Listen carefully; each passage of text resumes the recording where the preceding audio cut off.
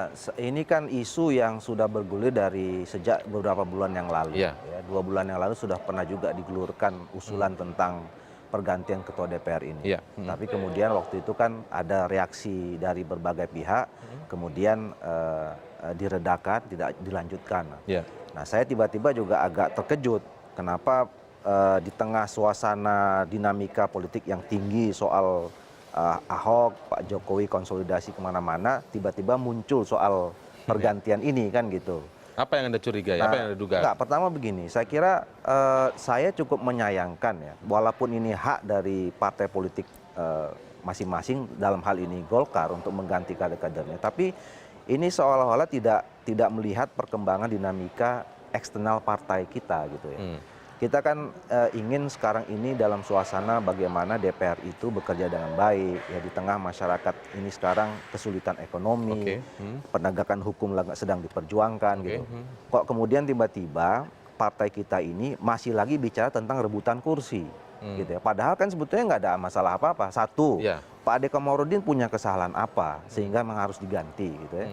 Nah, yang kedua, Pak Novanto ini perlu dicatat, dia kemarin itu mengundurkan diri ya. Bahwa kemudian ada terbukti rekaman tidak bisa digunakan alat bukti macam, itu satu hal yang lain ya. Dan saya kira kalau kita bicara tentang pemulihan nama baik harkat martabat, ini juga nggak nyambung dengan kalau harus jadi ketua proses DPR pemulihan lagi. itu jadi ketua DPR. Malah justru menurut saya yang kita khawatirkan bukan hanya harkat martabat Pak Novanto saja yang jadi tercemar, Golkar juga jadi akan terbawa-bawa. Karena orang bilang ini kok orang ini sibuk-sibuk ngurusin ganti kursi. Jadi menurut Anda nggak nyambung ketika di MK dibuktikan alat rekaman itu tidak bisa jadi barang bukti, lalu MKD juga merevisi bahwa nama baik Setia Novanto terjaga, lalu hubungannya dengan mengembalikan harkat atau memulihkan harkat dan martabat Pak Setia Novanto dengan mengangkat ketua DPR. Tidak relevan. Apalagi ya, dulu suasana kita menjelang Munas itu ada yang dikembangkan suasana. Kalau bisa ketua umum yang terpilih nanti itu fokus ngurus partai. Makanya salah satu yang di waktu itu Pak Ade Komarudin kan yang kemudian menjadi pembicaraan orang, ya sudahlah kalau jadi ketua DPR nggak usah lagi ketua umum lah gitu. Itu satu. Yang kedua, dengan suasana yang seperti itu, Pak Novanto juga pernah menyatakan kalau saya jadi ketua umum DPR, saya akan mundur jadi DPR. Nah, sebetulnya kita semua ini menunggu kapan Pak Novanto itu mundur jadi anggota DPR dan fokus ke Golkar. Nah, ini jangankan alih-alih mundur kok malah mau naik jadi ketua DPR. Malah mau double jabatan gitu. kan itu. Mungkin secara teknik memang berbeda ya, tapi saya kira ini bisa jadi potensi mengulangi yang kemarin. Kenapa? Pertama dari segi mekanisme ya.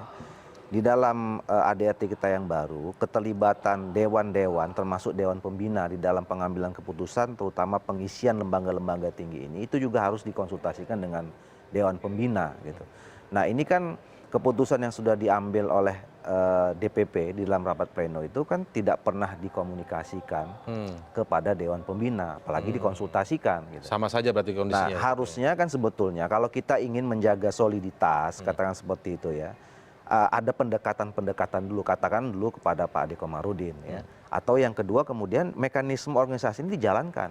Habis rapat pleno, dibuat rapat dengan Dewan Pembina, juga dengan mungkin Dewan Kehormatan gitu. Nah, itu baru kemudian diinikan. Jadi concern saya ini adalah pertama, bagaimana partai kita ini ke depan menghadapi 2019 itu tidak lagi diganggu-ganggu oleh hal-hal kecil konsolidasi ya. Kita kan sekarang sudah dalam posisi yang cukup baik lah. Ya, Pak Novanto tuh sudah hampir tiap minggu keliling-keliling ke daerah konsolidasi organisasi. Pak Ade sebagai ketua DPR yang representasi Partai Golkar juga saya kira kinerja cukup baik gitu ya. Kemudian image Partai Golkar sekarang sudah mulai memulih gitu pasca konflik. DPR juga seperti itu gitu. Nah, saya khawatir dengan agenda-agenda yang saya sering katakan ini sempit gitu ya. Ya narrow minded gitu. Nggak bicara tentang narasi besar, kebangsaan, concern kita terhadap apa yang dikeluhkan masyarakat gitu. Nah, ini kan sekarang nanti bisa menimbulkan itu tadi sentimen di masyarakat kita bahwa ya ternyata Partai Golkar ini bicaranya tentang rebut-rebutan kursi saja masih gitu. Soal itu saja masih begitu soal itu nggak keluar dari situ kan gitu. Itu yang saya khawatir. Dan itu sekali lagi memang betul keputusan DPP gitu ya, tapi harusnya mempertimbangkan hal-hal yang tadi image partai keluar gitu. Ya, saya menduga ya, kan itu yang saya katakan tadi, ini isu pergantian ini sebetulnya sudah mulai buka 2 bulan yang lalu. Kemudian waktu itu ada respon yang tidak menguntungkan begitu, kemudian di drop. Tapi tiba-tiba sekarang muncul lagi di tengah suasana dinamika politik yang tinggi soal Ahok dan konsolidasi yang dilakukan oleh Pak Jokowi. Konsolidasi untuk mendapatkan dukungan gitu ya. Nah, kan Pak Jokowi ini kan kemarin sudah ketemu dengan TNI, dengan Polri dan macam-macam segala macam itu.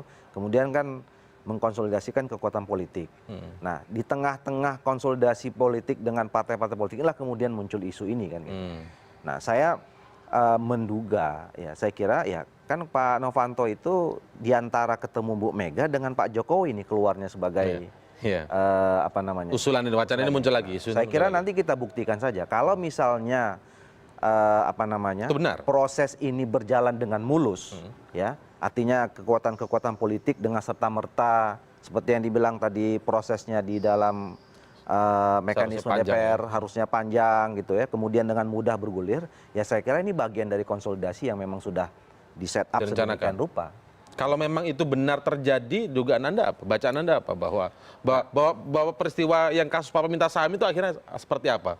Ya, saya menduga akhirnya kedekatan, kalau yang selama ini kita lihat kasus Papa minta saham itu kan ada hubungan kedekatan antara Pak Novanto, Pak Luhut yang di situ disebut gitu ya, dengan Pak Jokowi, bicara tentang pembagian saham dan segala macam.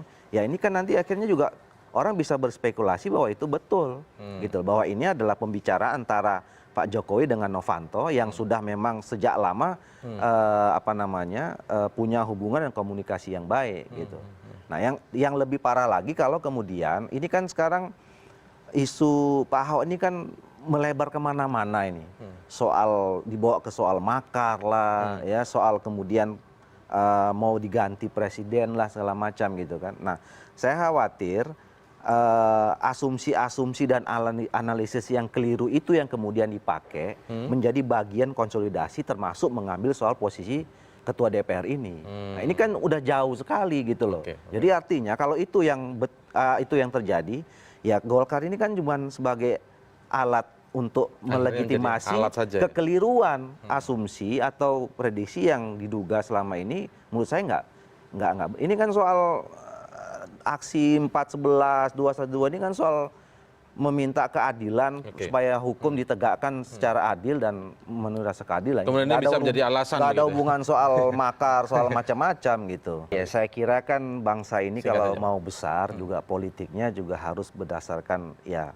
memasukkan ideologi, nilai-nilai, etika dan segala macam seperti itu juga gitu loh. Tidak kemudian kita terus meneruskan membiarkan perilaku-perilaku politik yang sebetulnya tidak etis gitu. Nah, oleh karena itu saya kira concern saya adalah bagaimana Partai Golkar ini bisa dikelola dengan baik, ya. Dia menjadi bagian dari hati rakyat seperti yang disampaikan sarannya soal Golkar suara rakyat gitu ya. Dan kemudian tidak mesti harus kemudian dicap label bahwa Partai Golkar ini adalah partainya penguasa atau pemerintah gitu. Jadi itu Pak Zainuddin Amali, Pak Agung Laksono, Pak Yoris tuh waktu itu yang memperjuangkan itu sehingga makanya terpecah belah kan gitu. Karena mereka menganggap bahwa Golkar ini harus di pemerintahan gitu. Concern saya bukan di situ. Golkar tuh harus bisa siap di mana saja karena dia sebetulnya interaksi yang paling intensif itu adalah dengan rakyatnya gitu.